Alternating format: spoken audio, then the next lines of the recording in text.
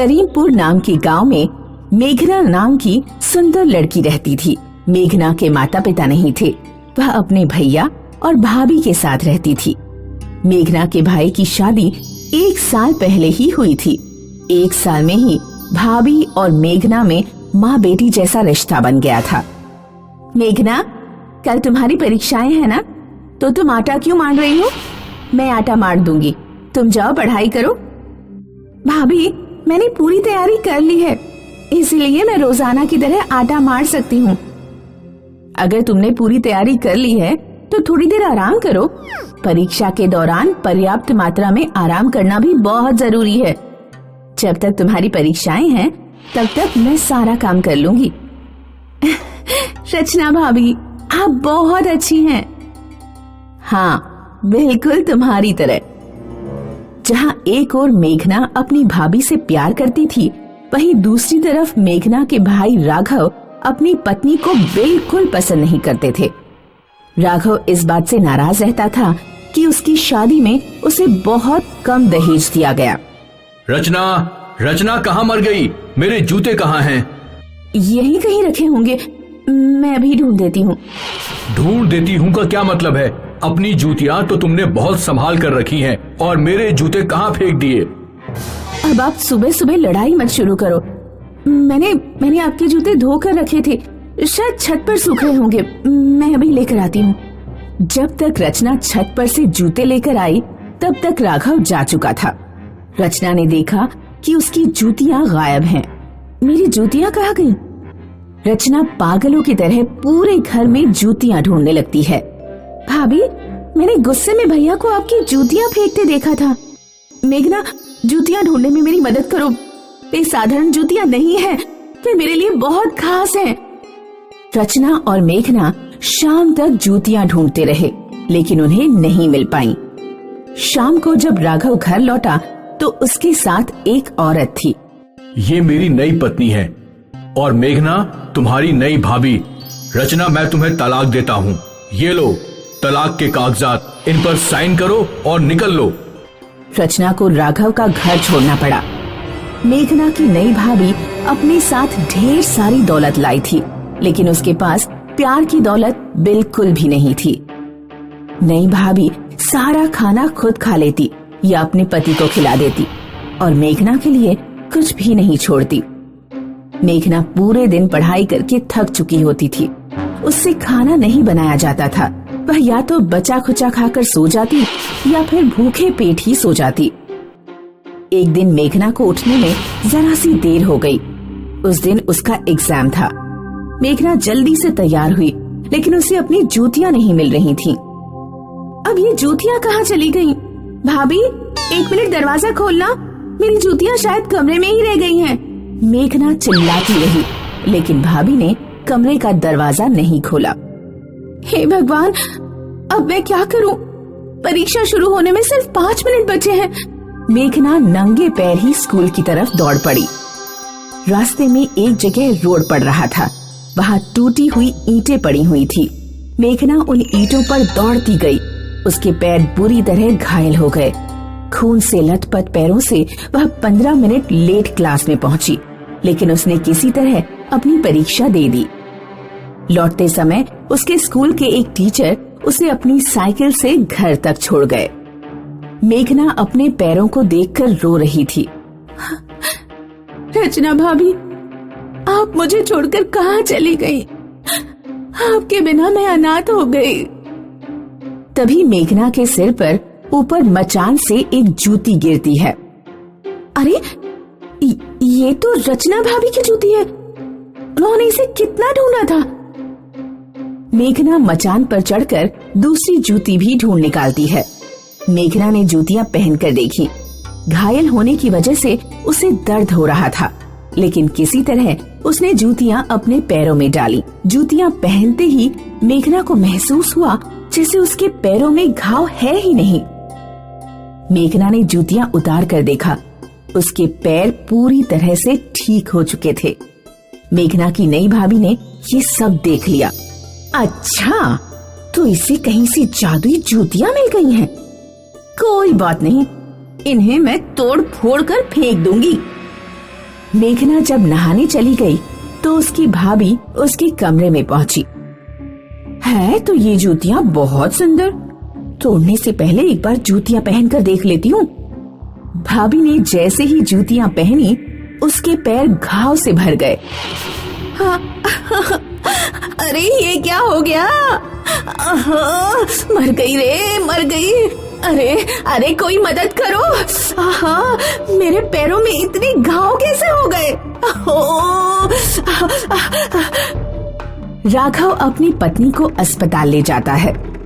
चिंता मत करना मेघना, जब वापस लौटूंगी तो तुझे खूब पीटूंगी। मेघना ने जादुई जूतियां पहनी और कहा, हे जादुई जूतियों, मुझे रचना भाभी के पास पहुंचा दो। पलक झपकते ही मेघना रचना के पास पहुंच गई। दोनों लोग एक दूसरे से मिलकर बहुत खुश हुए। मेघना रचना को घर की परिस्थिति और जादुई जूतियों के बारे में सारी बात बताती है।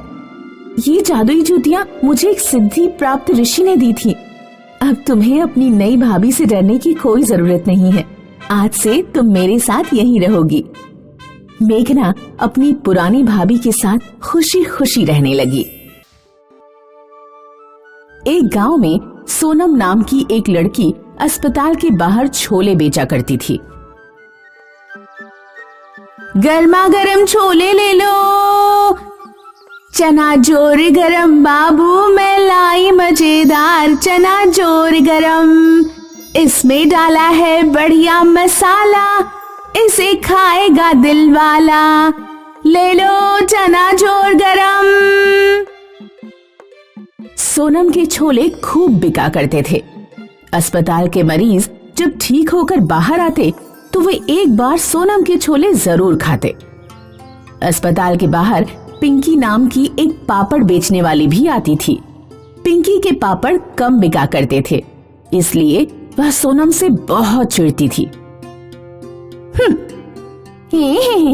गर्मा गर्म छोले, सड़े बुरे छोले, पता नहीं कितने दिन पुराने बासी छोले उठा लाती है ये सोनम सड़ेलिया। मेरे छोले तेरे गंदे सड़े पापड़ों से तो अच्छे ही हैं। सच बता, कितने दिनों से नहाई नहीं है? सोनम शाम को घर लौटकर अपनी बूढ़ी बीमार माँ की सेवा किया करती थी और उसे दिन भर की बातें भी सुनाती। अम्मा, आज एक अमीर ग्राहक ने मुझे 100 रुपए की टिप दी। ये क्या होता है? जब कोई खुश होकर कुछ एक्स्ट्रा पैसे देता है तो उसे ही टिप कहते हैं। बेटी, तू अपनी शादी के लिए कोई लड़का ढूंढ ले।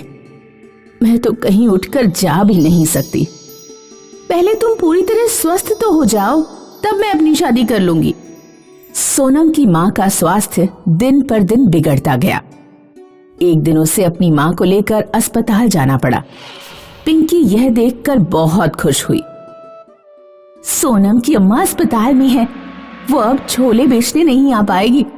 तब तक मैं छोले का धंधा जमा लेती हूँ, ऐसा बढ़िया मौका फिर नहीं मिलेगा। पिंकी ने पापड़ बेचना छोड़ दिया और छोले बेचने लगी। लेकिन पिंकी के छोले का स्वाद लोगों को पसंद नहीं आया और पापड़ की तरह उसके छोले भी बहुत कम बिके। उधर सोनम की माँ की तबीयत ठीक हो गई और वह दोबारा छोले बेचने आ गई। सोनम के वापस आते ही उसके पास ग्राहकों की भीड़ लग गई। मैंने छोले बेचे तो किसी को पसंद नहीं आए, और इस सड़ेलिया के छोले देखो, लोग कैसे लपालप खा रहे हैं। इसे और इसके ग्राहकों को मजा चखाना पड़ेगा। पिंकी चुपके चुपके सोनम पर नजर रखने लगी। एक दिन जब सोनम अपनी छोले की टोकरी बाहर रखकर टॉयलेट के लिए अंदर गई तो पिंकी ने उसके छोलों में खुजली की दवा मिला दी। उस शाम जिसने भी छोले खाए वह खुजली से परेशान हो गया। इस लड़की के छोले खाने से खुजली हो रही है, भगाओ इसे यहाँ से। लोग सोनम को अस्पताल के बाहर से भगा देते हैं। पिंकी यह सब देखकर बहुत खुश होती है। अब आया ना मजा। सोनम वीरपुर जाने वाली सड़क किनारे बैठकर रोने लगी। अब मैं अपनी माँ का इलाज कैसे कराऊंगी? सोनम के पास एक बुढ़िया खाना मांगने आई। बेटी, अपनी टोकरी से कुछ छोले मुझे दे दो, बहुत भूख लगी है। अम्मा, ये छोले मत खाओ, इनमें किसी ने कुछ मिला दिया है। मेरे पास 100 रुपए हैं, चाहो तो ये ले जाओ, कहीं से खाना खरीद कर खा लेना। सोनम ने बूढ़ी औरत को अपना 100 का नोट दे दिया। बूढ़ी औरत ने छोलों के ऊपर अपना हाथ किया, कुछ प्रकाश हुआ, फिर वह बूढ़ी औरत चली गई। सोनम खुजली वाले छोले लेकर घर पहुंची। उसने सारी बात अपनी माँ को बताई। ला, एक चम्मच छोले मैं खाकर देखती हूँ, पता लग जाएगा कि इससे खुजली हो रही है या नहीं। माँ ने एक चम्मच छोले खाए। छोले खाते ही सोनम की माँ एकदम स्वस्थ हो गई। बेटी, मैं बहुत अच्छा महसूस कर रही हूँ और मुझे कहीं खुजली भी नहीं हो रही है। लगता है तुम्हें जरूर कोई गलतफहमी हो गई होगी। तुम इन्हीं छोलों को कल दोबारा बेचने जाना।